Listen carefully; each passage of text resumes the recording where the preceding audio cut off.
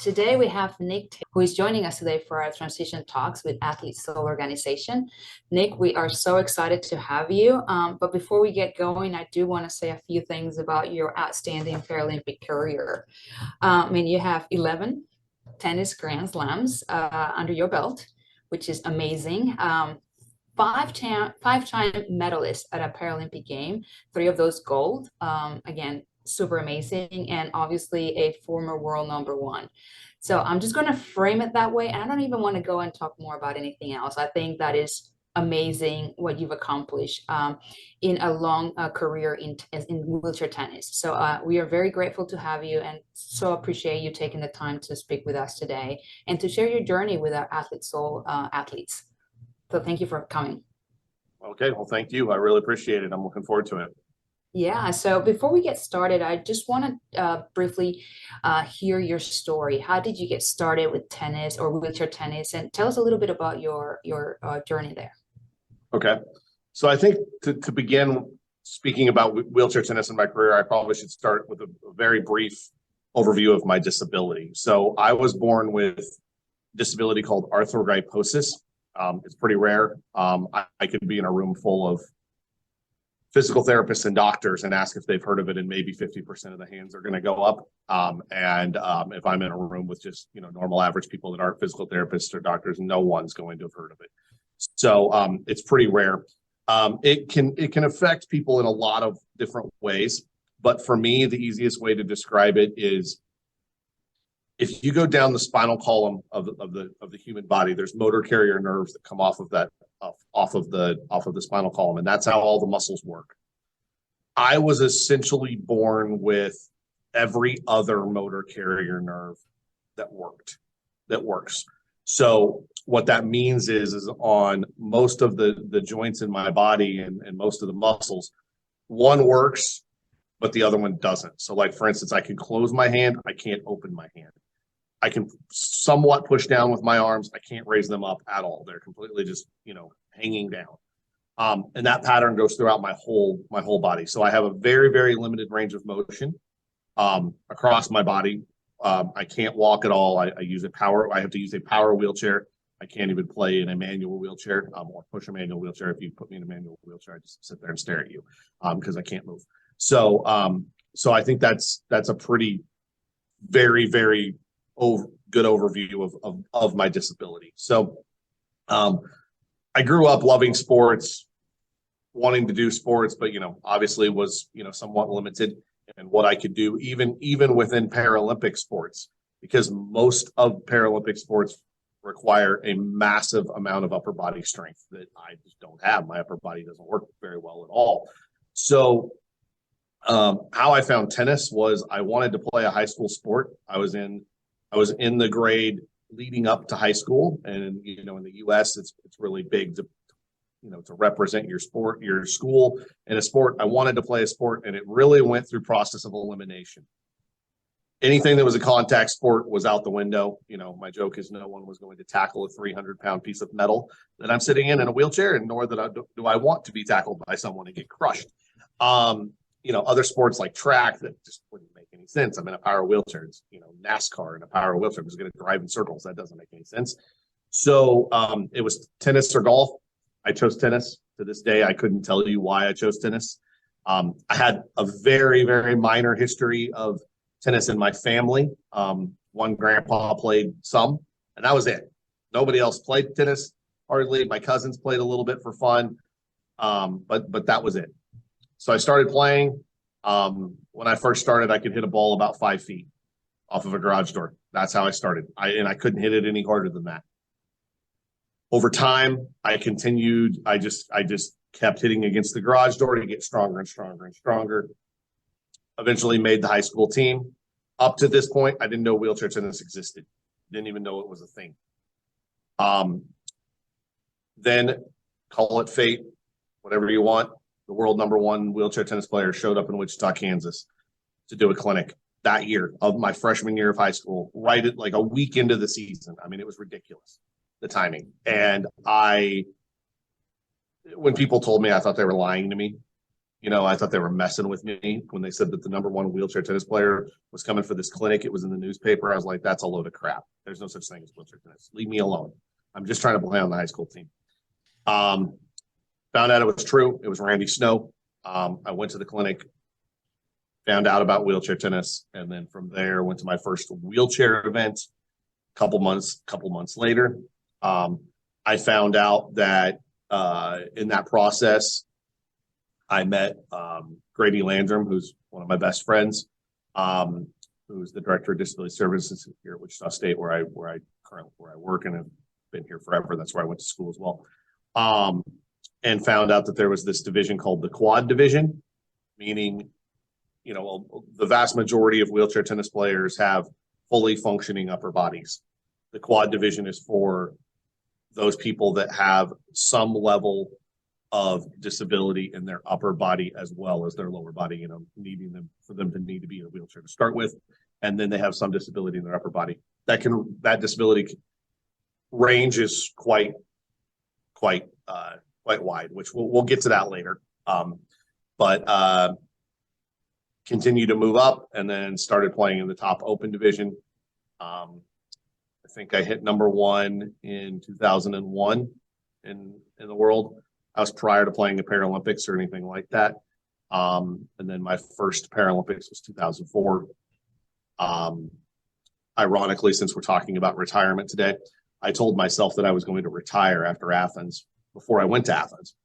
And I was 4 days into it. I hadn't even played yet. I was just practicing, and I was like, "You're an absolute idiot." And so, here we are, literally 19 years later, and I only retired a year and a half ago. So obviously, I didn't listen to myself very well. But as a result of my career, I got to travel the world. I've been to, every continent other than Antarctica. Most of Europe, a decent amount of Asia, and a little bit of South America, not as much of South America, but and also to Africa, and have friends all over the world. And yeah, I'm not good at talking about what I won, but you mentioned what I won, so there we go. No, that is great. I think phenomenal, and to just listening to how your start and then how your journey just continued to get better, and obviously all the doors that sport was able to open for you, and then you taking advantage of those opportunities is amazing. So appreciate your overview and your story. As I know you talked a little bit about you retiring about a year and a half ago. So talk to us a little bit about that component when you retired from tennis, wheelchair tennis in particular. So, was it your choice? Tell us a little bit about that. Okay. So I've thought hard about this question. And I don't think I can say it wasn't my choice, because I did make the choice. And I told people, my last match was in Orlando, at the USTA, National Tennis Center, at the World Championships, and I that was purposeful. I wanted to be, around a lot of the people that I knew and loved, over my career, and for them to be able to be there, and that was the easiest way to do it, was just to be there where they already were. But while I made the decision, it was also somewhat made for me, in two ways. Number one, so I mentioned that I play in a power wheelchair in the quad division. The vast majority of wheelchair tennis players in the quad division play in a manual wheelchair. So there's a difference. The IPC, International Paralympic Committee, decided that they weren't going to allow power wheelchairs to compete against manual wheelchairs in the Paralympics anymore. So after I would have been allowed to play through Tokyo, and then that was it. So I really, from Rio on, my whole goal was get to Tokyo, and then I was going to call it quits in Tokyo. And probably the hardest thing in my career was I missed Tokyo.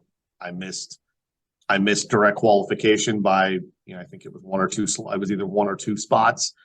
To be honest, really thought I had a really high likelihood at a wild card, because there was four of them, and I didn't get one. So, and we won't get into that. But so the Paralympics were out of the question from now on.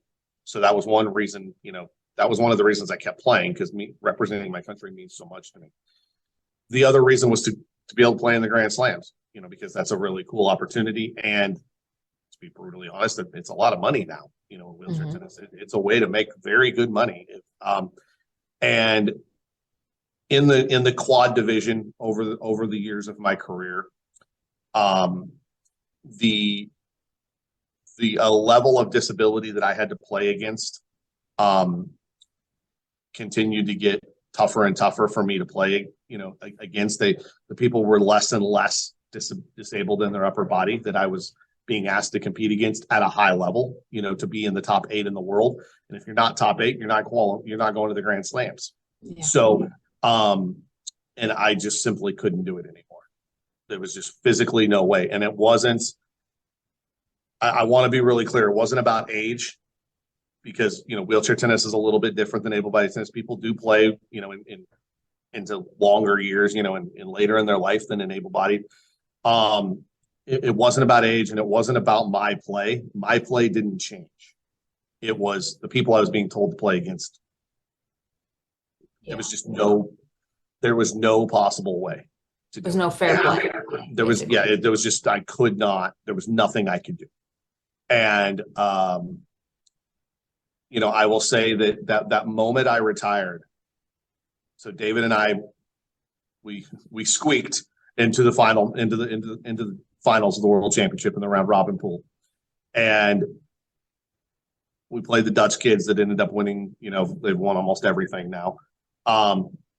And when that ace went over my shoulder to lose the match, it was the most profound moment of, you made the right decision, because there was absolutely nothing I could do about it. And so that's a long answer to so yes, I did choose, but again, there was massive factors that made that happen.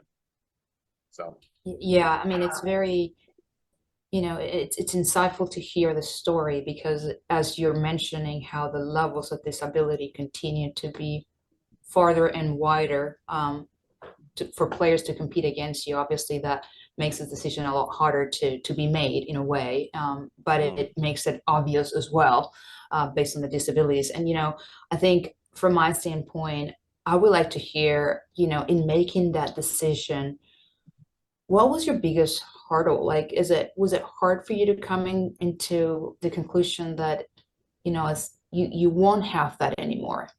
Right. Yes, it was. It definitely was hard. I mean, I did this since I was 14 years old. That this was a massive part of my identity. I don't want to say it was my whole identity. I've heard athletes, that do have to deal with that. And we'll get to some of the stuff that I've done outside of at least playing tennis. Most of it still is in tennis, that I did while I played. So that helped to a degree. But it was a hard decision to make. It was the right one, in hindsight. It was the right one. And I think the other thing, which, we'll go ahead and delve into now, if that's okay, is that while I retired from tennis, I did find one other Paralympic sport, which I don't know that there's another one that I could do after this, called Boccia, that is designed and made for people with much more severe limitations, especially in their upper bodies. So, I went from, in tennis, in my category, I don't want to put a number on it, significantly more disabled in my upper body than anyone I was playing against from the absolute beginning of my career, other than one other guy that had the same disability as me. Even when, before all these things started happening in terms of, more and more players getting in, I was always way, way, way, way more disabled. I mean, I'm serving underhanded. Everybody else is serving, big overhead serves, and they can hit forehands and backhands. I couldn't physically hit a backhand other than about barely get it over the net. And everybody knew that. I had to work my way around all of that, to have success. Whereas in bocce, in my category, I'm run of the mill. I'm like I'm basically right in the middle. There's some people that have some more function than me, and there's a lot that have less function than me. And you know, David and I, that's my doubles partner, my longtime doubles partner. When we would be at the Paralympics, we would always joke that boccia was going to be my retirement sport. That's what I was going to do when I retired from tennis. And I always said, no, no, no, no, no, no, no, no, no, no. And I started seeing the writing on the wall, really big time in 2017, 2018 with tennis. I knew what was going to happen. I knew Tokyo was it. So I started playing boccia then because I was like, I'm not going to play tennis and then try to start a whole new sport cold. I'm going to be well in the mix in the new sport when tennis ends. And doing both of them at the same time was a little bit challenging, but not terrible because boccia is it's a very practice intensive sport, but in terms of number of events internationally, I'm only going to 3 a year. Whereas tennis, I was going to 15 to 20, and it's just because there's not near as many events. That's why. So they just don't exist to go to. And so transitioning to boccia and keeping that, and now that that's what I'm doing full time, to always have that next competition to look towards, to have that thing to train for. I mean, I trained for 5 hours yesterday. I mean, and because I'm getting ready for U.S. Nationals in a week. And as soon as we hang up today, I'm going over and training again. And so I'll be honest, like if I didn't have that to fall back on, this would have been we would be having a very different conversation right now. So yeah. Yeah, no, I think, I appreciate you bringing that up. And I also appreciate you bringing up the point that tennis was not your whole identity, because I think, for a lot of athletes, as you mentioned briefly, me included, right? Like you do tennis or you do a sport for your life. That's the only thing that you identify with, whether you win or lose is something that you've done since you're 5 years old all the way through. And then when there's a stop, whether by choice or not by choice, then you lose a lot of sense of identity, and then you're trying to figure yourself out all over again. But understanding that you mentioned that was not, it was part of your identity, but not your full identity. Please tell us a little bit about the things that you had to do, to be able to compete in tennis, because I mean, as we all know, wheelchair tennis is not a financial, it's not easily on your finances, but you had to one way or another find a way to stay connected to the tennis, to be able to play tennis and do other things that are also part of your identity. So talk a little bit about that. Okay, so some of the different things that I did as a player and continue to do now. So one big thing is a lot of it is connected to giving back to tennis. And I took that mantra on of that I'm going to give back to this sport really early on in my career. I'd say by mid 2005, 2006, I started doing stuff beyond just being a player. And I was fortunate enough to do that. Some people don't have the time, or they're not able to do that, but I was able to do that. So that included, I've served on a lot of USTA committees. The main one is the National Wheelchair Committee, Missouri Valley section. I've been the Diversity, Equity, and Inclusion chair for a number of years, with a small break for a year or two in there. But so I've served on some committees. I've ran every level tennis tournament you could imagine, almost from little teeny tiny junior tournaments that had 6 or 8 kids in them that had never even played before, all the way up to wheelchair events, college events, and then the kind of pinnacle so far for me, and I want to go even bigger. That's my goal, is to get even run even bigger events. But is 25K here in Wichita. Started out as just a men's event. And it's now transitioned to a men's and women's event. So it's a 2-week event now, not combined. Our facility we can't host all those players at one time. So we have to do 2 weeks in a row. But running those events, I do public speaking, and when you talk about finances, that's one way that, was able to help, fund some of the wheelchair tennis. And then I have a master's in sport management. And shortly after,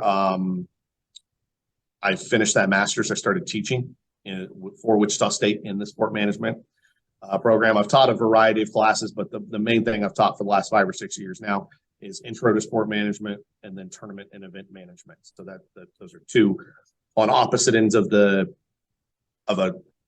sport management college degree. The intro is the first class you're going to ever take.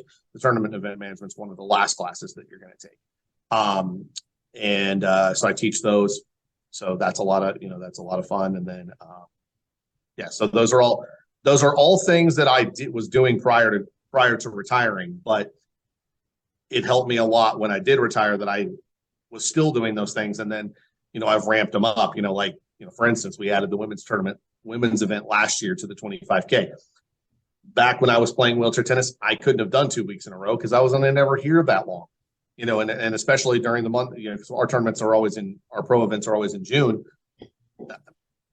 Usually after the pro event, I had to turn around the next day and fly to Europe, to go play.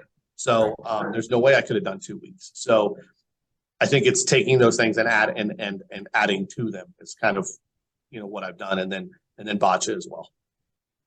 That's wonderful. And then the other thing that I wanted to hear, because I do know that you've been very involved in giving back to the community. Tell me a little bit about how does that impact you and the changes that you see forward in the wheelchair and diversity and equity and inclusion community, like just being engaged and continuing to giving back. How does that, how do you see that, coming into fruition the more you stay involved and the more athletes can be involved to make changes? Right. Right. I think, giving back is probably my favorite thing to do. There's nothing that brings me much more joy than doing things for other people and making them happy or helping them. One of the proudest things of my whole career is that I started Casey Ratzlaff, who's now the number 1 men's player in the U.S., right around 15 in the world. I'm sorry, I didn't look today to see what his ranking was, whether he's 15 or 16 or 17, but he's from Wichita. I started him off, and his family and I are extremely close. I'm basically part of their extended family, and that means so much to me that I was able to start him, and certainly can't take credit for coaching him, the whole time, because I didn't. There's multiple coaches that did more coaching with him, way more coaching with him than I did, but I've definitely been a mentor and coached, some, and to be able to do that, and then to be able to see him now being able to go play in the Grand Slams and to see how much has changed, especially on the financial side, that he can make, if you can make the Grand Slams, you can make not just make a living, you can make a good living doing this. And granted, that's still a small percentage, because the rest of the wheelchair tennis players, if they're not making the Grand Slams, they're not much different than the able-bodied side, because unless they're making a Grand Slam, they're, barely breaking even. But that's really cool. And even, in terms of just giving back to sport, in Boccia, I mean, I was on committees like in the first 2 months of playing, and they started putting me on committees because they're like, man, you have all this experience, we need you. And then, I'm also, I've got, the Boccia version of Casey. I've got a kid here that I coach, that actually I'll be coaching later today. He's become one of the best players in the U.S. in his Boccia class, and I coach him, 2-3 times a week, and things like that, are really cool to me. How impactful though, Nick, to see the changes that you were so pro and for as you were in the committees, and now see them develop and actually have an athlete that is reaping the benefits of all those years of you being involved in the committee and seeing the transition and the changes on the Grand Slams and all of that. I mean, so impactful to just being able to see a full circle on the tennis side, and hopefully then you'll see it on the Boccia side as well. Right. I think the other question that I have for you, it's, you've played tennis and now Boccia. What are those transferable skills that you've learned from being an athlete that, you can learn from, that got you through the day today? And not only as a as a person, but also as a sports management teacher, what are those skills that that you've gained through the sports that are valuable for you today? I think the number one is just what it takes to win. And when I say win, I don't care if you're talking about sport, life, your marriage, whatever you're talking about. What it takes to succeed, you have to devote time to it. You have, and the number one thing that I always talk about when I give speeches is you have to be willing to fail. You're going to fail. If you don't fail, if you just instantaneously succeed, then sorry, it probably wasn't that hard, to start with, or, you set the goals really low, which I don't mind setting goals, that are achievable. Absolutely. But maybe you set achievable goals in the interim to a much bigger goal in the end that's going to take a long time. Like I'm going to tell you right now in Boccia, from day one, goal was Paralympic medal. Whether I'll ever get there, I have no idea. It is a hard sport. It is a sport that I'm going up against guys that have been, I'm going up against guys playing bocce that have been playing bocce as long as I play tennis, and they ain't retired yet. And they have all that experience and all those skills. And they're throwing shots that I'm like, I didn't even know that shot existed. And all of a sudden somebody throws it and I'm like, what the hell was that? How did that guy just do that? So, but it's that ability to win, and it's that ability to work for something and to continue to work for it. So one thing that I always talk about, and I don't want this to come across the wrong way from a mental health standpoint, so because I don't want to diminish when I say this about OCD, but I always say that I challenge people to find a high-level athlete that doesn't have OCD to a degree. We have to, because we have to be willing to sit there on that court for 4 hours. And no, we will not leave until we make these serves, until we hit this cone, until we make 100 forehands, until we hit the target with the bocce ball. And I think that, and I don't know that OCD is necessarily the correct phrase to use. It's just how I phrased it. So again, I don't want to diminish the mental health side of it, but it's that drive that you have to be able to keep going, and you can apply that to anything. You have to be willing to fail, and then you have to, be willing to keep going. Yeah, the resilience component, it's so important, as well as the grit, and then the willing to fail. As you know, when a lot of kids, well, not when, so a lot of kids now, and even back when I was starting as a player, it becomes very hard to hear the word fail, and it gets really difficult to understand that that's part of the process. Immediately when someone fails, you just automatically assume you're a loser because you fail. But trying to get more comfortable with that word, and trying to get more comfortable with the process, and that being part of the process to be able to succeed in anything, I think it's so important. I mean, with my kids, that's one of the things that we constantly preach is, it's fine. You just learn from it, right. I think, go ahead. Sorry, I didn't mean to cut you off, but I saw something a couple of days ago, and it's something I've said multiple times, but it's just a simple question. In a tennis tournament of a draw of 128 players, how many players, when that tournament's over with, didn't lose? One. That's it. That's the only. Everybody else lost, and so you got to look at it that way. You're not a loser because you didn't win the whole tournament. Did you? And I think in terms of that competitiveness, the number one person that I was always worried about being able to beat in my tennis career and my bocce career was, could I beat myself a week ago? That's the most important thing. That's the most important thing. And you can apply that to anything. A high school kid struggling with algebra, am I better at algebra than I was a week ago? That's all that matters.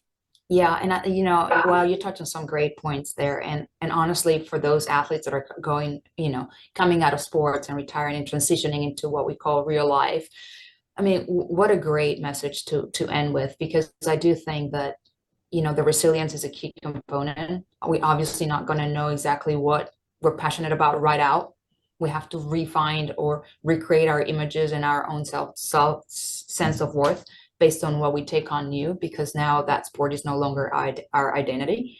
We're reframing, recreating ourselves, and then having that willingness to continuing to learn and to continuing to fine tune our skills, whether it be the skills that you learn as an athlete or the new skills that you're learning now in whatever new career the athletes are hosting, so are having. So definitely great points to take away. And I have to ask you this just because we always end with this one question, even though I already sort of reframe it for you, but any recommendations or advice for athletes that are thinking about transitioning out of sports? Number one, as hard as it is, think ahead. I didn't want to think about it for a long time, and I didn't. But I did think about retiring before I just decided, okay, now I have to quit. And while I say I maybe wasn't, that I didn't, that the decision was somewhat made for me, I did get to make the decision. I did get to plan for it.